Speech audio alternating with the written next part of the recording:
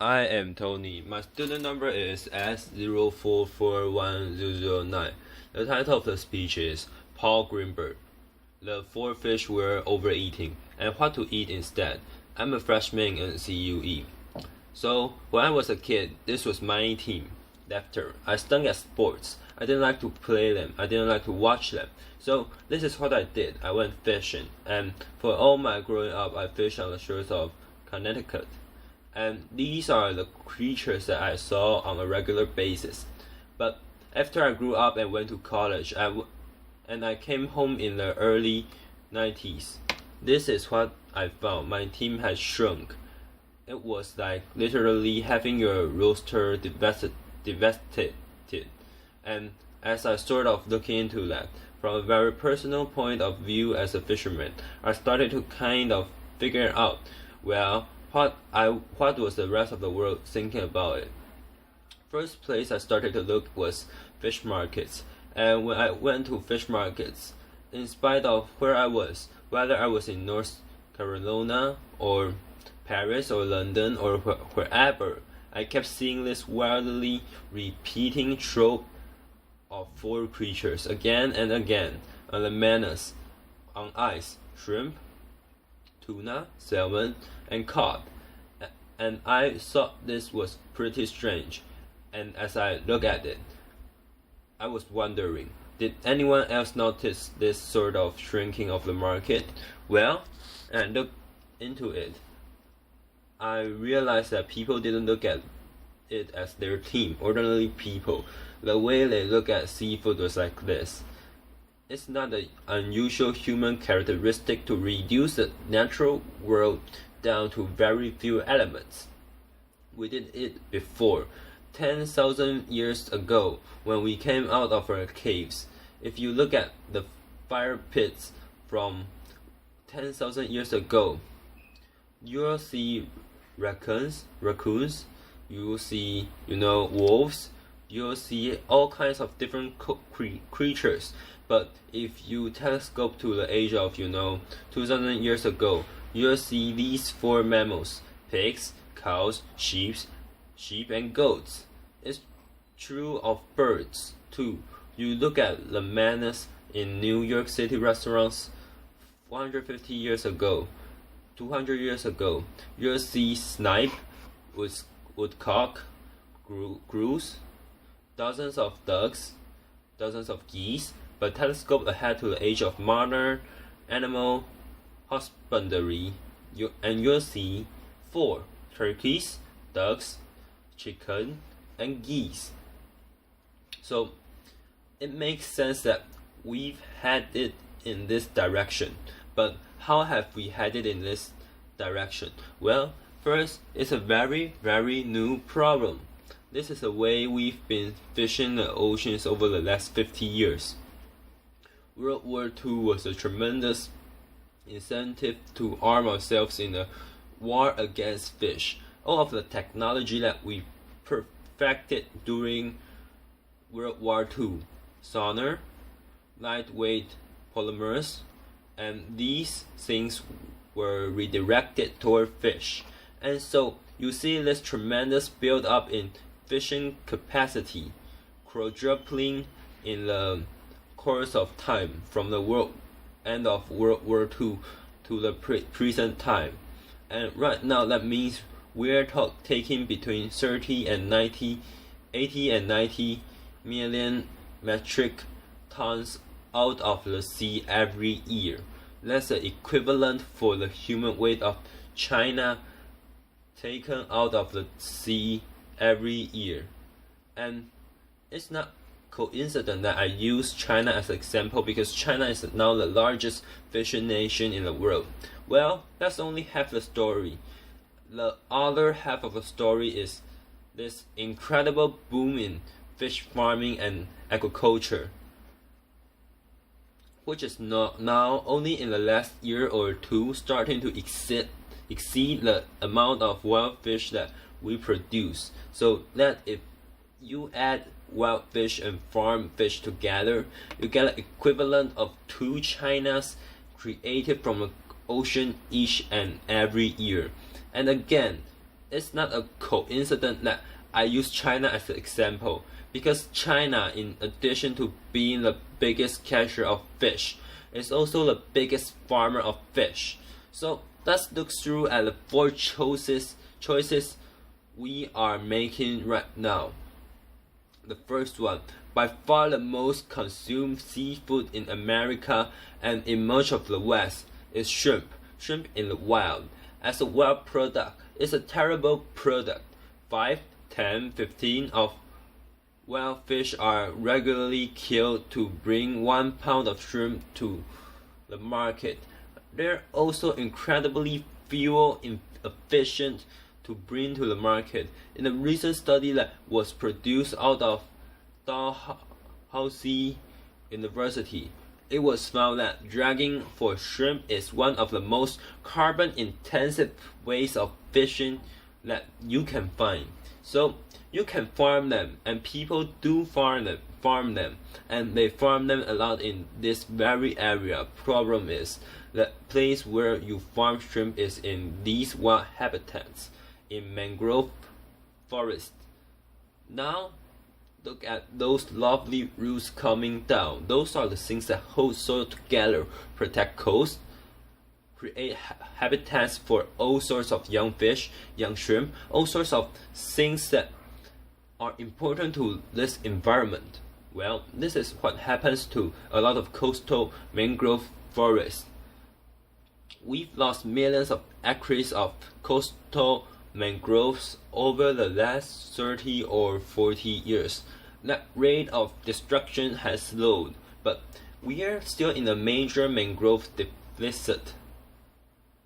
The other thing that going on here is a phenomenon that the filmmaker Mark Benjamin called grinding Nemo. This phenomenon is very, very relevant to anything that you've even seen on a tropical reef.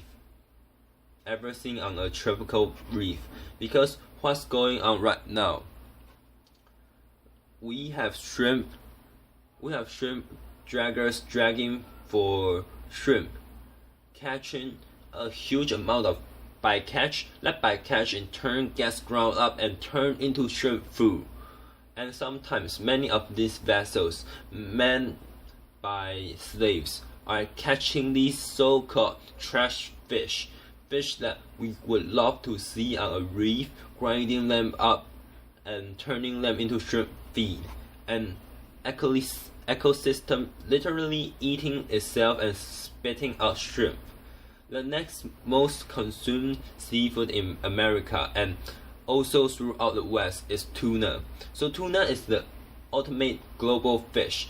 These huge management areas have to be observed in order for tuna to be well managed. Our own managed area called Regional Fisheries Management Organization is called ICAP, the International Commission for the Conservation of Atlantic Tunas. The great naturalist Carol Safina once called it the international conspiracy to catch all the tunas.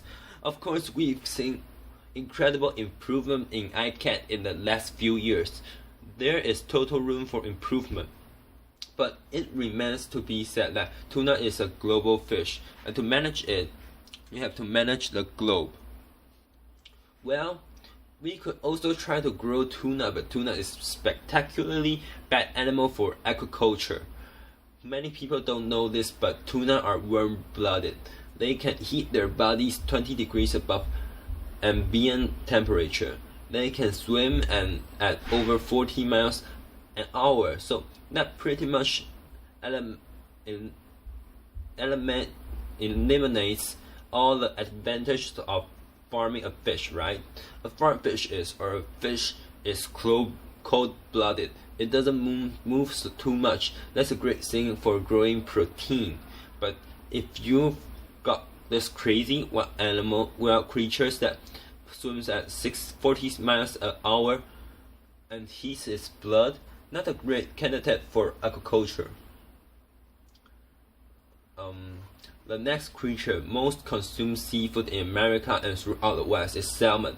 Now salmon is got its plundering too, but it didn't really necessarily happen through fishing. This is my home state of Connecticut. Connecticut used to be home to a lot of wild salmon, but if you look at this map of Connecticut, every dot on that map is a dam. There are over 3,000 dams in the state of Connecticut. I often say this is why people in Connecticut are so uptight. Laughter.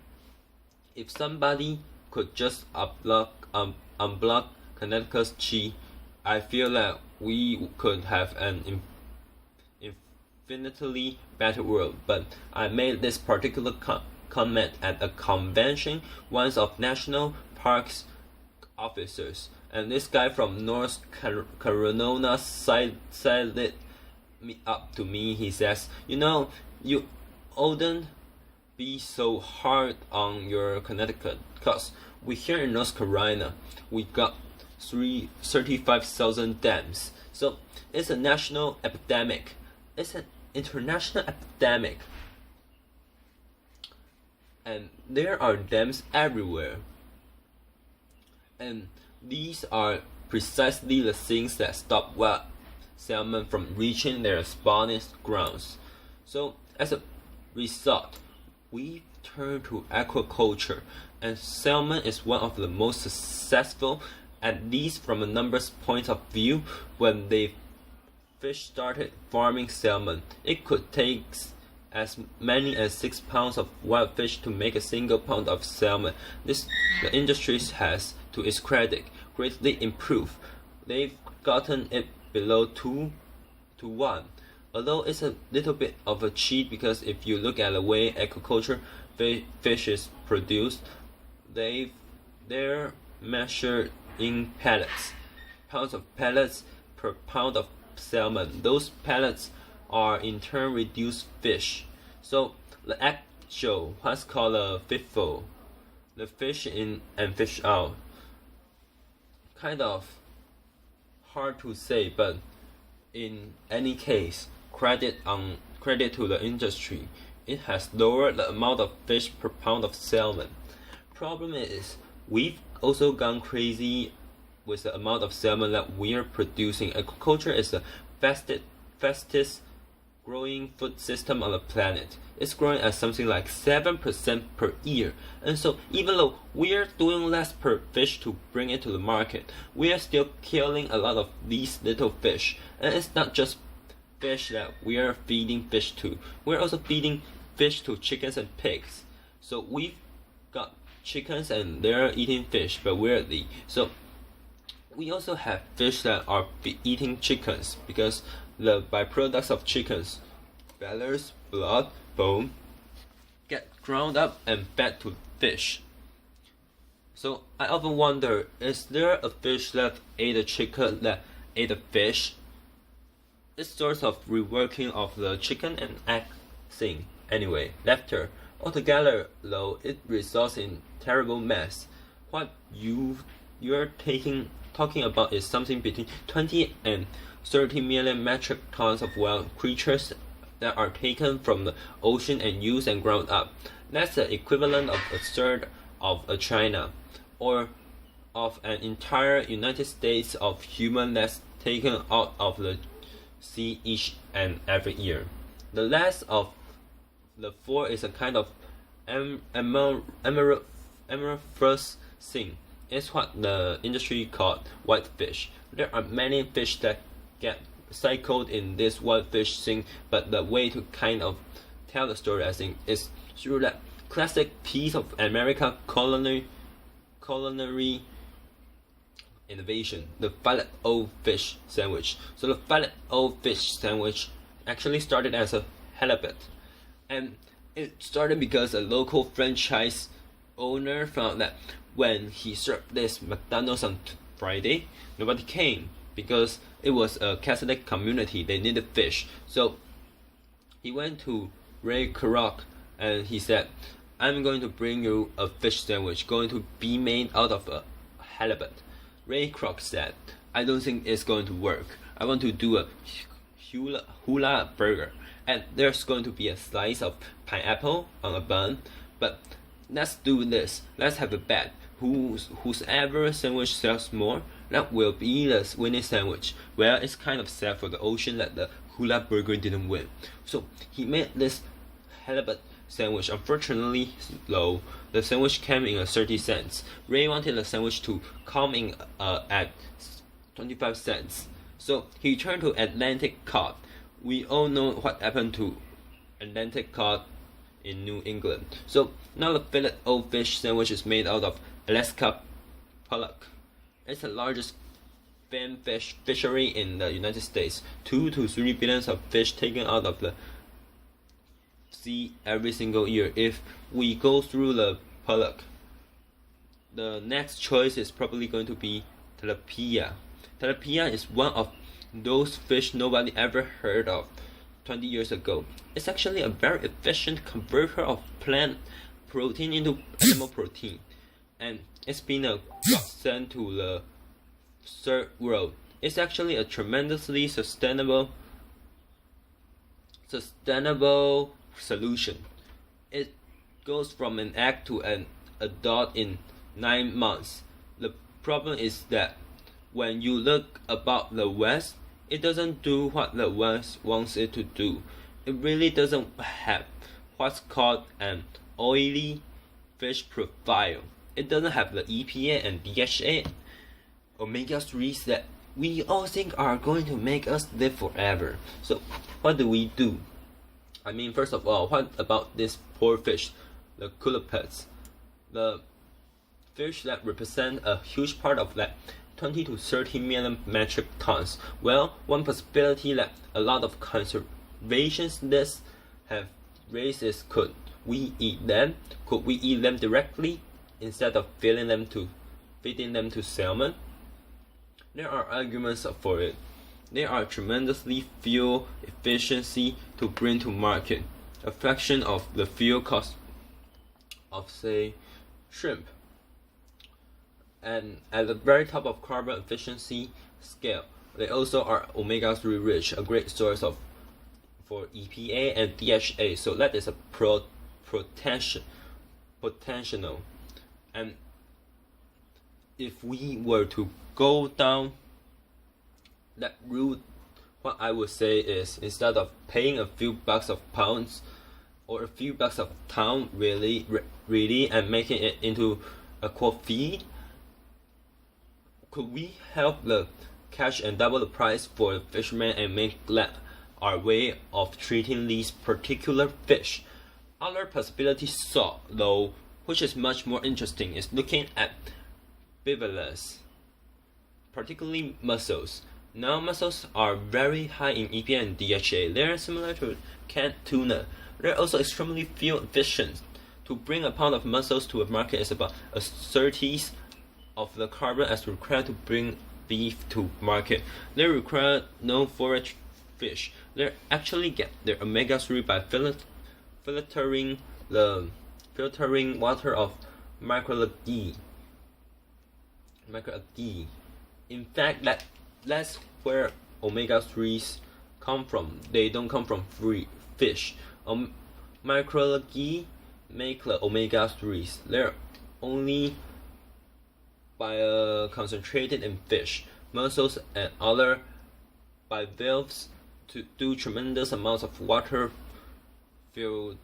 filtration. A single mussel can filter dozens of gallons every single year, and this is incredibly important when we look at the world right now.